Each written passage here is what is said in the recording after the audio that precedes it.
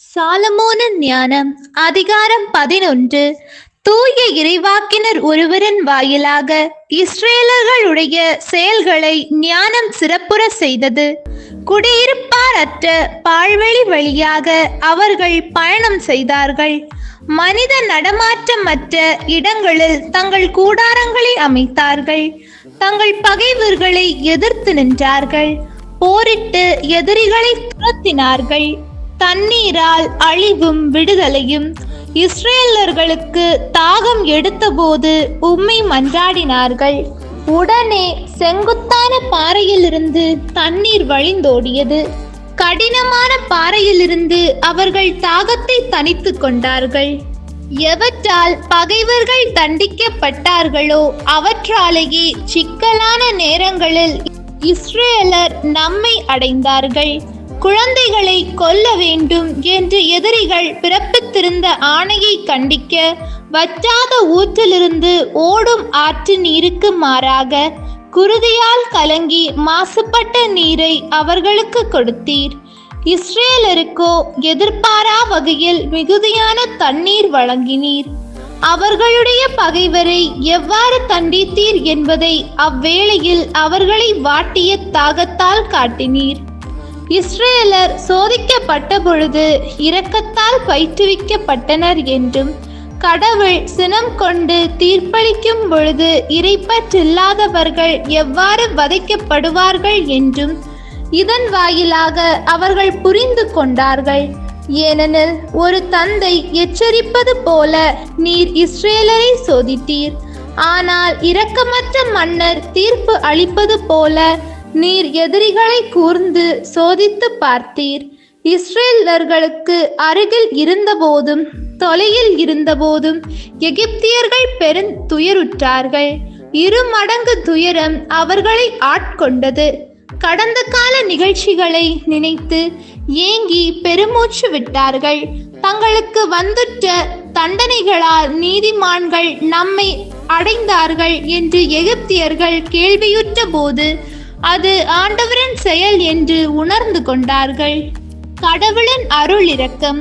எகிப்தியர்கள் பகுத்தறிவற்ற பாம்புகளையும் பயனற்ற விலங்குகளையும் வணங்கினார்கள். இவ்வாறு நெறி தவற தூண்டிய அவர்களுடைய அறிவற்ற தீய எண்ணங்களுக்காக அவர்களை பழிவாங்கும் பொருட்டு பகுத்தறிவில்லா உயிரினங்களின் கூட்டத்தை அவர்கள் மீது நீர் ஏவி விட்டீர். ஒருவர் எதனால் பாவம் செய்கிறாரோ அதனாலேயே அழிந்து போவார் என்பதை இதனால் அவர்களுக்கு அறிவுறுத்தினீர். ஏனெனில் உருவமற்ற பருப்பொருளை கொண்டு உலகை படைத்த எல்லாம் வல்ல உமது கைவன்மைக்கு கரடிகளின் கூட்டத்தையோ துணிவுள்ள சிங்கங்களையோ அவர்கள் மீது அனுப்பி வைப்பது முடியாதென்று புதிதாக படைக்கப்பட்ட முன்பின் பார்த்திராத சீற்றம் நிறைந்த காட்டு விலங்குகளையோ வெப்ப மூச்சு விடும் விலங்குகளையோ ஏப்பமாக அடர்ந்த புகை படலத்தை வெளியிடும் விலங்குகளையோ கண்களில் தீப்பொறி பறக்கும் விலங்குகளையோ அவர்கள் மீது அனுப்பி வைப்பது கைவன்மைக்கு இயலாததன்று. அவை மனிதர்களை தாக்கி முற்றிலும் அழித்துவிடக் கூடியவை மட்டுமல்ல, தங்கள் தோற்றத்தாலேயே அவர்களை அச்சுறுத்தி கொன்றுவிடக் கூடியவை. இவை இன்றியே மனிதர்கள் ஒரே மூச்சினால் வீழ்த்தப்பட்டிருப்பார்கள். நீதியால் துரத்தப்பட்டு உமது ஆற்றலின் மூச்சினால் சிதறடிக்கப்பட்டிருப்பார்கள். ஆயினும் நீர் அனைத்தையும் அளவோடும் கணக்கோடும் நிறையோடும் ஏற்பாடு செய்தீர். உமது மாபெரும் ஆற்றலை எப்போதுமே நீர் காட்ட இயலும். உமது கைவன்மையை எதிர்த்து நிற்க எவரால் இயலும்? தராசல் மிக நுண்ணிய எடை வேறுபாடு காட்டும் தூசி போலவும் நிலத்தின் மீது விழும் காலை பனியின் ஒரு சிறு துளி போலவும் உலகம் முழுவதும் உன் கண் முன் உள்ளது. நீர் எல்லாம் வல்லவராய் இருப்பதால் எல்லார் மீதும் இறங்குகின்றீர். மனிதர்கள் தங்களுடைய பாவங்களை விட்டு மனம் திரும்பும் பொருட்டே அவர் அவற்றை பார்த்தும் பாராமல் இருக்கின்றீர். படைப்புகள் அனைத்தின் மீதும் நீர் அன்பு கூறுகிறீர்.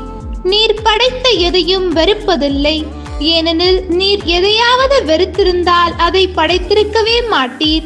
உமது திருவிழமின்றி எதுதான் நீடித்திருக்க முடியும்? அல்லது உம்மால் காப்பாற்றப்படாததிருந்தால் எதுதான் காப்பாற்றப்படக்கூடும்? ஆண்டவரே, உயிர்கள் மீது அன்பு கூர்கின்றவரே, நீர் எல்லாவற்றையும் வாழ விடுகின்றீர், ஏனெனில் அவையாவும் உம்முடையன. ஆண்டவரின் அருள்வாக்கு.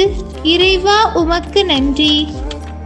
ஹோலி பைபிள் தமிழ் சேனலில் திங்கள் முதல் வெள்ளி வரை காலை 5 மணிக்கு திருவிவிலியத்தின் ஒரு அதிகாரமானது பதிவேற்றம் செய்யப்படும். நம் அன்பு கடவுளின் ஆசியும் அருளும் இன்னும் பலருக்கு கிடைக்கப்பெற ஹோலி பைபிள் தமிழ் சேனலை சப்ஸ்கிரைப் செய்துவிட்டு உங்கள் உறவினர் மற்றும் நண்பர்களுடன் ஷேர் செய்யவும். நன்றி.